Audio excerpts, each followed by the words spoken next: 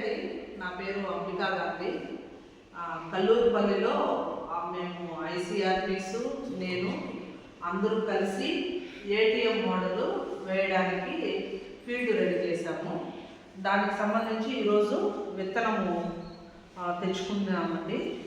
అయితే ఏటీఎం వేసేటప్పుడు దాంట్లో గడ్డ జాతి ఏవైతే ఉన్నాయో ముల్లంగి, క్యారెట్, బీట్రూట్, ఈ మూడు చిన్న రకం విత్తనం కాబట్టి నేరుగా వేసుకుంటే మనకు విత్తనం లాస్ అవుతుంది, దగ్గర పడిపోతుంది, ఒత్తైపోతుంది, ఎదుగుదల బాగుండదు. కాబట్టి మేము ఏం చేస్తామంటే దానికి ఇసుక, నున్నటి ఇసుకని తీసుకొని ఒక గ్లాసు విత్తనం అయితే మన దగ్గర ఉన్న ఒక కప్పు ప్రకారం మెజర్ చేసుకోవాలనుకుంటే ఒక కప్పు ముల్లంగి, ఇలా ఒక కప్పు ముల్లంగి తీసుకొని దీనికి 10 ఇంతలు ఇసుక,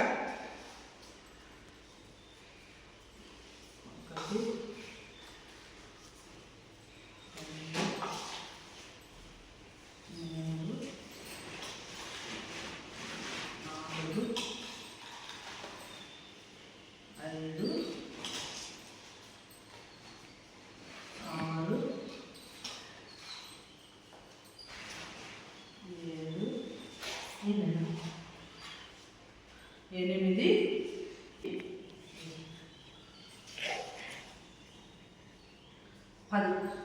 10 ఇంతలు మనం ఏ విత్తనం తీసుకున్నా దానికి 10 ఇంతలు ఇసుక మిక్స్ చేసుకొని దీనిని మనము పొలంలో వేసుకున్నప్పుడు దూరంగా పడుతుంది. అది బాగా గడ్డ ఊరడానికి ఆస్కారం ఉంటుంది. కాబట్టి చిన్న రకం విత్తనం ఏదైనా సరే దాన్ని ఎప్పుడు కూడా మనము ఇలా ఇసుక, ఘనజీవామృతం కూడా మిక్స్ చేసుకోవచ్చు, ఇసుక మిక్స్ చేసుకోవచ్చు. లేదా ఒక 5 కప్పులు ఘనజీవామృతము, 5 కప్పులు ఇసుక, ఈ 2 వేసి కూడా మనము మిక్స్ చేసుకొని ఇలా రెడీ చేసి పెట్టుకోవాలి.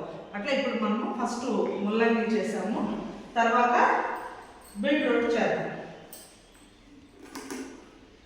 బీట్రూట్ కూడా అదే విధంగా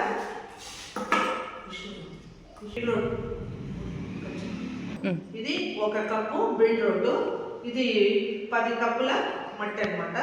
ఇది కూడా దీంట్లో వేసి మిక్స్ చేయాలి. ఇలా ఇసుక కలుపుకోవాలన్నమాట. ఇది కూడా మొత్తం మిక్స్ అయ్యేటట్లు, మొత్తం మట్టిలో కలిసేటట్లు కలుపుకోవాలి. మొత్తం మిక్స్ చేయాలి.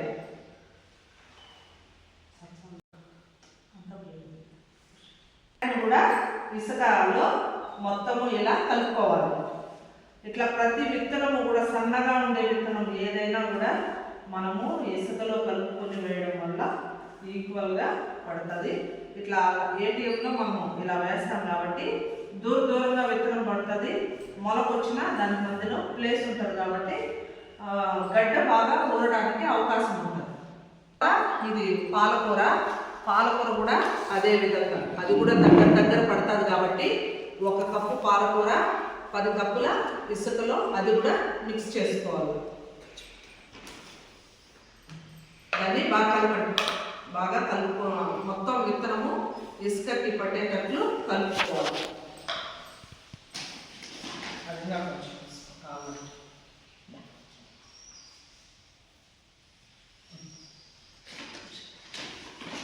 ఇది సిరుకురాకు కూడా సేమ్ అదే విధంగా 1 కప్పు సిరుకురాకు తీసుకొని 10 కప్పుల ఇసుకలో 1 కప్పు